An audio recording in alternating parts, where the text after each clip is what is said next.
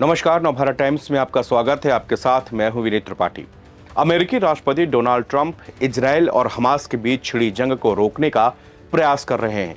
इसको लेकर लगातार मीटिंग्स का दौर भी जारी है। इजरायली पीएम अमेरिकी यात्रा पर पहुंचे। यहां पर ट्रंप और नेतन्याहू के बीच काफी देर तक बातचीत भी हुई।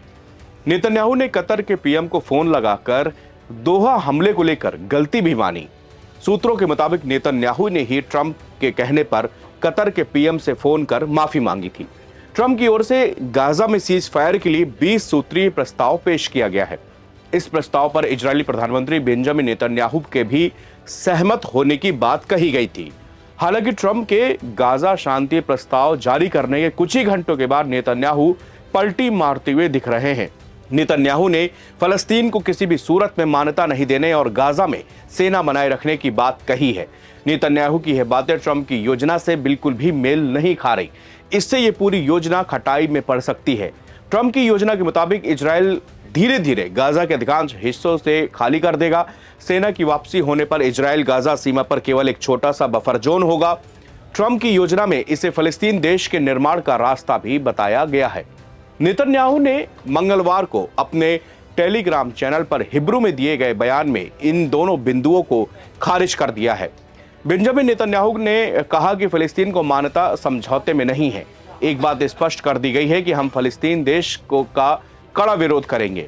नेतन्याहू ने कहा कि ट्रंप के साथ अपनी बातचीत में वो फलस्तीन राज्य के निर्माण पर सहमत नहीं हुए हैं।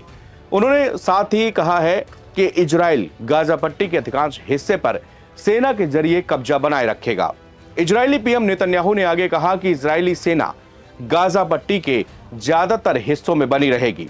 इससे एक बात यहां पर साफ है कि अगर नेतन्याहू इस रुख को कायम रहते हैं तो युद्ध विराम मुश्किल हो सकता है। फिलिस्तीन को मान्यता और गाजा में इजरायली सेना की वापसी ऐसे मुद्दे हैं जिन पर हमास के अलावा अरब देश भी नेतन्याहू के इस रुख को नहीं मानेंगे। गाजा में अक्टूबर 2023 से चल रही लड़ाई को रोकने के लिए अमेरिकी राष्ट्रपति डोनाल्ड ट्रंप ने प्रस्ताव तैयार किया है, जिसके तहत हमास को सभी इजरायली बंधकों को रिहा करना होगा। साथ ही उसे 20 बंधकों के शव भी वापस करने होंगे। प्रस्ताव में कहा गया है कि गाजा के शासन में हमास की कोई भूमिका नहीं होगी। ट्रंप ने इस योजना को शांति के लिए एक ऐतिहासिक दिन बताया है। उन्होंने कहा कि दोनों पक्षों के इस प्रस्ताव पर सहमत होते ही गाजा पट्टी में सहायता भेजी जाएगी। इसके साथ ही कहा गया अगर हमास इस योजना को स्वीकार नहीं करता तो उसके अंजाम भी भुगतना होगा। उन्होंने हमास से इसे मानने के लिए इस पर जोर दिया है। अमेरिकी राष्ट्रपति डोनाल्ड ट्रंप की ओर से गाजा में सीज फायर के लिए पेश किए गए नए प्लान को दुनिया के कई बड़े मुस्लिम देशों ने सही ठहराया है। 8 अरब और मुस्लिम बहुल देशों ने अपने बयान में कहा कि वो अमेरिकी राष्ट्रपति के भूमिका और गाजा में युद्ध समाप्त करने के उनके ईमानदार प्रयासों का वो स्वागत करते हैं। इन देशों में सऊदी अरब और पाकिस्तान भी शामिल है। ट्रंप की योजना पर इजरायली प्रधानमंत्री बेंजामिन नेतन्याहू भी सहमत बताए गए थे। हालांकि अभी तक फिलिस्तीन गुट हमास ने इस पर अपनी स्वीकृति नहीं दी है। ट्रंप की योजना के समर्थन में 8 मुस्लिम बहुल देशों ने अपना बयान जारी कर दिया गया है। ज्वाइंट स्टेटमेंट में इन देशों ने कहा है कि वो इस समझौते को अंतिम रूप देने और उसे जमीन पर उतारने के लिए अमेरिका और संबंधित पक्षों के साथ सकारात्मक रूप से जुड़ने की पुष्टि करते हैं। बयान पर हस्ताक्षर करने वाले देशों में मिस्र, जॉर्डन, संयुक्त अरब अमीरात, तुर्की, कतर, सऊदी अरब, इंडोनेशिया और पाकिस्तान है। मुस्लिम देशों का यह बयान कई लिहाजों से बेहद महत्वपूर्ण बताया जा रहा है। कतर ने लगातार इजरायल और हमास के बीच में मध्यस्थता की है। वहीं अमेरिका भी सऊदी अरब की इजरायल के साथ सामान्यकरण करने की कोशिश कर रहा है। इंडोनेशिया ने भविष्य में गाजा के लिए सेना भेजने का भी प्रस्ताव बना रखा है। पाकिस्तान के प्रधानमंत्री शहबाज शरीफ ने युद्ध समाप्त करने में ट्रंप की भूमिका को सराहा है। ट्रंप की इस पेशकश को हमास मानेगा या नहीं, यह सवाल अभी भी बना हुआ है। अमेरिकी राष्ट्रपति डोनाल्ड ट्रंप और इजरायली प्रधानमंत्री बेंजामिन नेतन्याहू ने कहा कि वो गाजा में शांति की नई योजना पर राजी हैं। उन्होंने कहा हमास से इस योजना को तत्काल स्वीकार करने को कहा है। मुस्लिम देश भी हमास पर इसके लिए प्रेशर बना सकते हैं। अब हम आपको बताते हैं कि ट्रंप का गाजा पर 20 सूत्री सीज फायर प्लान दरअसल क्या है।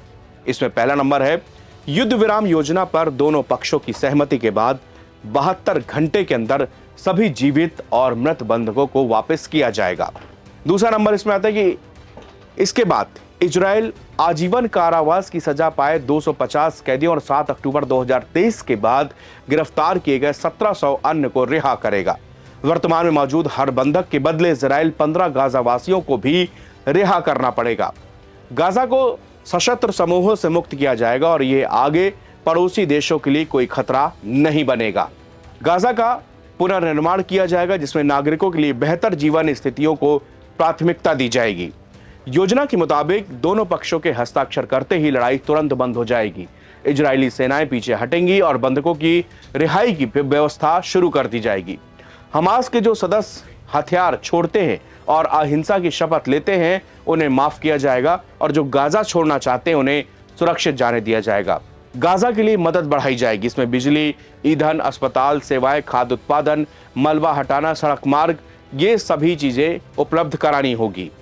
गाजा में आपूर्ति संयुक्त राष्ट्र और रेड क्रिसेंट जैसी तटस्थ संस्थाओं के माध्यम से बिना किसी बाधा के पहुंचेगी। राफा क्रॉसिंग को नई शर्तों के साथ फिर से खोला जाएगा। युद्ध के बाद गाजा के रोजमर्रा के शासन के लिए एक अस्थायी शांति बोर्ड का गठन किया जाएगा। हमास और अन्य गुट गाजा के शासन में प्रत्यक्ष या अप्रत्यक्ष रूप से किसी भी रूप में कोई भूमिका नहीं निभाएंगे। बोर्ड फलस्तीनी प्राधिकरण में सुधार होने और शासन को सुरक्षित करने में सक्षम होने तक पुनर्निर्माण के लिए धन का प्रबंधन करेगा। इस प्रशासन में स्थानीय और बाहरी विशेषज्ञ शामिल होंगे, जिनका मार्गदर्शन इनके अध्यक्ष डोनाल्ड ट्रंप और टोनी ब्लेयर जैसे अंतर्राष्ट्रीय नेता करेंगे।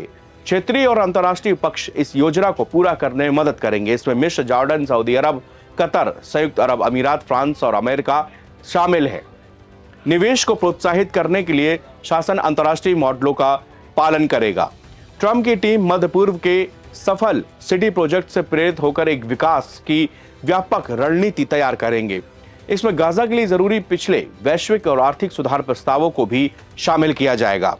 अनुकूल टैरिफ और बाजार पहुंच के साथ एक विशेष व्यापार केंद्र स्थापित किया जाएगा। गाजा के पुनर्निर्माण में निवेश करने वाले देशों को प्रोत्साहन दिया जाएगा और वैश्विक मान्यता भी होगी। निरस्त्रीकरण की प्रगति के साथ साथ वैश्विक भागीदारों के साथ एक संयुक्त ढांचे के माध्यम से गाजा में सुरक्षा गारंटी दी जाएगी। सुरंगों और हथियार उत्पादन सुविधाओं सहित सभी सैन्य और आतंकवादी ढांचे को नष्ट कर दिया जाएगा और उनका पुनर्निर्माण नहीं किया जाएगा। गाजा के अंदर मौजूद सभी हथियारों को जमा किया जाएगा और उन्हें निगरानी में हटाया जाएगा। आखिरी जो इस सीज फायर का प्लान है, पीस का, उसका जो आखिरी बिंदु वो ये है कि सुधारों की पूरा होने के बाद फिलिस्तीन पूरी तरह से राजनीतिक और सुरक्षा जिम्मेदारियां खुद संभालेगा। शुक्रिया।